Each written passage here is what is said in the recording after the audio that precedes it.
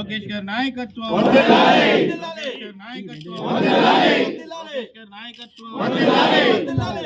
విజయబాబు నాయకత్వం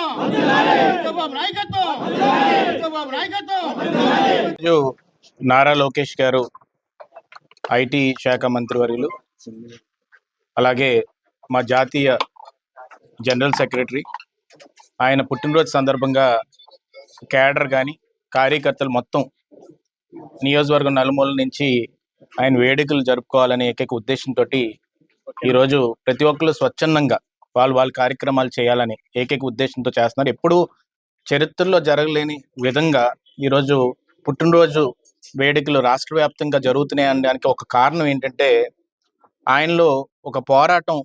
ఎందుకంటే ఎవరికన్నా కూడా పోరాటం చేసేవాడంటే ఇష్టం. ఏ వ్యక్తి అయినా పోరాటం చేసి ముందుకొచ్చి ఎదుర్కొని నిలిచి చరిత్రలో అయినా కూడా ఎంతో మంది ఫ్రీడమ్ ఫైటర్స్, ఇవాళ సుభాష్ చంద్రబోస్ గారు కూడా ఇండియా మొత్తం ట్రెండ్ అవుతున్నారంటే ఆయన జయంతి రోజు ఈరోజు ఆయన పోరాటం చేశారు కాబట్టి అదే రోజు ఈరోజు నారా లోకేష్ గారు కూడా ఈరోజు బర్త్డే వేడుకలు రావడం, దాంతో ఏమంటే మొత్తం రాష్ట్ర వ్యాప్తంగా కూడా అందరూ కూడా జరుపుకోండి. 2 రాష్ట్రాల్లో, తెలుగు రాష్ట్రాల్లో కూడా జరపాలని ఏకైక ఉద్దేశంతో స్వచ్ఛందంగా వచ్చారు. ఎవరో పిలుపుని కూడా ఇవ్వలేదు. ఇవాళ ఇండియా మొత్తం కూడా ఆయన హ్యాపీ బర్త్డే విషెస్ ట్రెండ్ అవుతుంది. ఇవన్నీ ఎందుకు జరుగుతున్నాయి అంటే 3132 కిలోమీటర్లు నడిచి ప్రజల కష్టాలు తెలుసుకొని ప్రతి ఒక్క గ్రామానికి వెళ్ళి ఆ సమస్యలు తెలుసుకోవాలనే ఏకైక ఉద్దేశంతో పాదయాత్ర ఎలాంటి సమయంలో చేశారంటే, ఒక నియంత్రణ పాలన ఉన్నప్పుడు, పోలీసులు అడ్డేసినప్పుడు, మైక్ లాక్కున్నప్పుడు, ఆయన నించున్న స్టూల్ లాక్కున్న, స్టేజ్ వేయకుండా ఆపేసిన, ఏం ఆపినా కూడా నేను ఆగను, నేను ఎట్టి పరిస్థితుల్లో కూడా పాదయాత్ర చేసి తీరుతానని చెప్పి ఒక ఉక్కు సంకల్పంతో రాయలసీమలో అది కూడా మొదలుపెట్టి ఏమాత్రం కూడా ఎవరు సపోర్ట్ లేకుండా ముందుకెళ్ళి పోరాడిన యోధుడు ఈరోజు నారా లోకేష్ గారు. అందుకే కార్యకర్తకు నిలబడ్డారు. కార్యకర్తకి 2014లో నేను మాట ఇచ్చినప్పుడు నేను ఏదో అనుకున్నాను. ఆ రోజు మహానాడులో ఒక మాట అన్నాడు ఆయన, నాకు అన్నతమ్ములు లేరు, అక్క చెల్లెలు లేరు, కార్యకర్తలే నాకు ఈ రోజు కుటుంబం కింద నాన్నగారు కానీ తాతగారు కానీ ఇవ్వడం జరిగింది. దానికి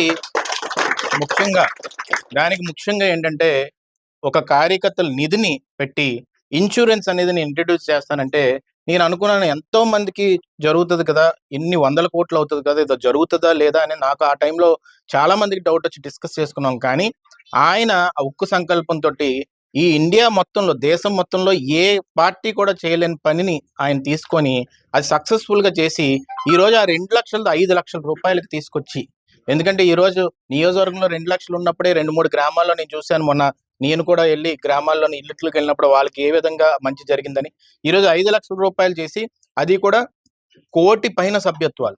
నేషనల్ పార్టీస్ మాట్లాడితే మేము 1 కోటి పైన చేద్దాం అనుకుంటున్నాం ఈసారి అని చెప్పి, అలాంటిది ఒక తెలుగుదేశం పార్టీ 2 తెలుగు రాష్ట్రాల్లో కలిపి ఈరోజు 1 కోటి పైన సభ్యత్వాలు చేసి మళ్ళీ 5 లక్షల రూపాయలు మేము ఎట్టి పరిస్థితుల్లో మాట మీద నిలబడి మేము ఇన్సూరెన్స్ ఇస్తామని చెప్పిన ఏకైక దమ్మున్న పార్టీ తెలుగుదేశం పార్టీ.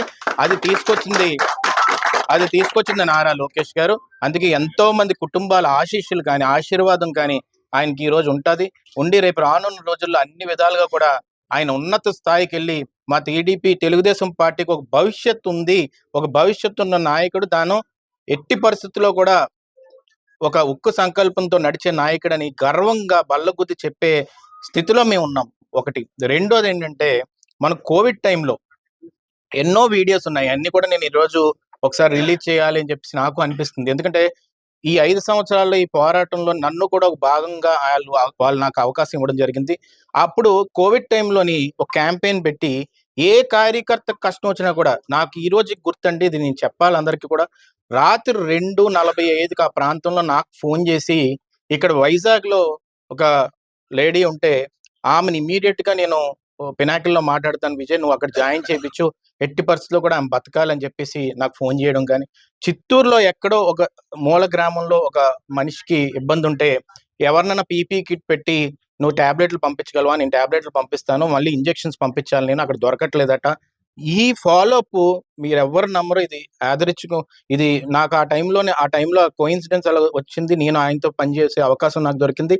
ఆశ్చర్యకరమైన విషయం ఏంటంటే రాత్రి 3 గంటలకి 2 గంటలకు ఫాలోఅప్ చేయడం అనేది నేను ఇప్పటికీ మర్చిపోలేకపోతున్నాను. ఇంకోటి కూడా, నెల్లూరులో ఒక విగ్రహాన్ని పగలగొడుతున్నప్పుడు కూడా ఉదయం 3 గంటలకు 3:30 ప్రాంతంలోని మళ్ళీ నాకు ఫోన్ చేసి అక్కడ ఒక ముసలాంని అరెస్ట్ చేద్దాం అనుకుంటున్నారట, కొంచెం చూడగలవా అని చెప్పడం. మనకి సుధాకర్ గారి ఇష్యూ జరిగినప్పుడు కూడా, డాక్టర్ సుధాకర్ గారి ఇష్యూ జరుగుతున్నప్పుడు కూడా వాళ్ళ అమ్మగారు బాగున్నారా లేదా, వాళ్ళ కుటుంబం బాగుందా లేదా, వాళ్ళు నర్సీపట్నంలో ఉంటారా అక్కడ ఉంటారా, అన్ని వేరే అబౌట్స్ కనుక్కొని ఆ ఫ్యామిలీని మనం ప్రొటెక్ట్ చేయాలి. పాపం వాళ్ళు చాలా విక్టిమ్స్ కింద తయారయ్యారనడం. లేకపోతే మనకి పాక కాల్ చేస్తే ఒక లేడీ మనకి వెంకయ్యమ్మ గారు అక్కడ చాలా ఇబ్బంది పడితే ఆమె గురించి కనుక్కోవడం. అంటే నీ ఇన్ని ఇష్యూస్ నా బుర్రలో అలా ఉండిపోయాయి అంటే ఆయన ఎంత ఫాలోఅప్ చేసి ఉంటారు అనేది ఒకసారి మనం అందరూ ఆలోచించాలి. ఇంత సంకల్పంతో కానీ, ఇంత మంచి హృదయంతో కానీ, ఒక ఎమోషనల్ గా కనెక్ట్ అయ్యి ఏ పనినన్నా కానీ ఒకరికి మాటిస్తే ఎంత పెద్ద ఇన్ఫ్లుయెన్స్ వచ్చినా కూడా ఒత్తిడికి రాకుండా ముందుకెళ్లే ఏకైక దమ్మున్న నాయకుడు నారా లోకేష్ గారు నేను చాలా దగ్గరగా చూశాను. అందుకు భవిష్యత్తు మాత్రం ఈ టీడీపీకి ఆయన భుజస్కంధాల మీద ఉండడం అనేది చాలా గర్వంగా నేను భావిస్తున్నానండి. ఇంకొక విషయం ఏంటంటే మన యూత్ కానీ అందరూ నేర్చుకోవాల్సింది ఏంటంటే పడిన చోట నుంచి లెగిచి పరిగెట్టాలనేది ఆయన దగ్గర నేర్చుకోవాలి. అక్కడ మంగళగిరిలోని ఎవరన్నా ఓడిపోతే అయ్యో మీరు అంత పెద్ద కుటుంబం నుంచి వచ్చారు కదా, కొత్త కాన్స్టిట్యున్సీ కదా, ఎప్పుడు 85 తర్వాత మళ్ళీ గెలలేదంట, మళ్ళీ మీరు చేయగలరా అని చెప్పి ఒక ఛాలెంజ్ ఇస్తే ఆ ఛాలెంజ్ ని స్వీకరించి నేను ఓడిపోయినా పర్లేదు నేను మారిపోను, ఎవరు చాలా మంది వచ్చి ఒత్తిడి పెట్టారు ఇంకొక నియోజకవర్గం వెళ్ళిపోయి, లేదు లేదు నేను అది ఇంకో నియోజకవర్గం వెళ్ళాలంటే నేను ఓడిపోయినట్టు అవుతుంది, నేను ఇక్కడే నేను ఏదో ఒకటి చేస్తానని చెప్పి ఈ రోజు 95,000 మెజార్టీ తీసుకొచ్చి రాష్ట్రంలోనే అత్యంత ఎక్కువ మెజార్టీ కింద ఆయన నిరూపించుకొని అదే నియోజకవర్గంలో ఎక్కడైతే తెలుగుదేశం 25 ఏళ్ళు ఎక్కడ కూడా జెండా ఎగరలేని నియోజకవర్గంలో జెండా ఎగరేసి ఎంతో మంది గొప్పలు చెప్పుకుంటే నేను పులివెందుల్లో గెలిచా, అక్కడ గెలిచానని. అవన్నీ తాతల నుంచి నాన్నల నుంచి వస్తే గెలుస్తారు, ఎవరన్నా గెలుస్తారు. నేనైనా నేను నర్సీపట్నంలో పోటీ చేస్తే గెలుస్తా. కానీ నేను కొత్త నియోజకవర్గాన్ని తీసుకొని అది కూడా ఒక 25 ఏళ్ళు 30 ఏళ్ళు గెలవలేని నియోజకవర్గాన్ని తీసుకొని అక్కడ గెలిపించి అది కూడా ఉన్నతమైన మెజార్టీ తెప్పించడం అనేది ఎవ్వడి వల్ల సాధ్యం కాదు.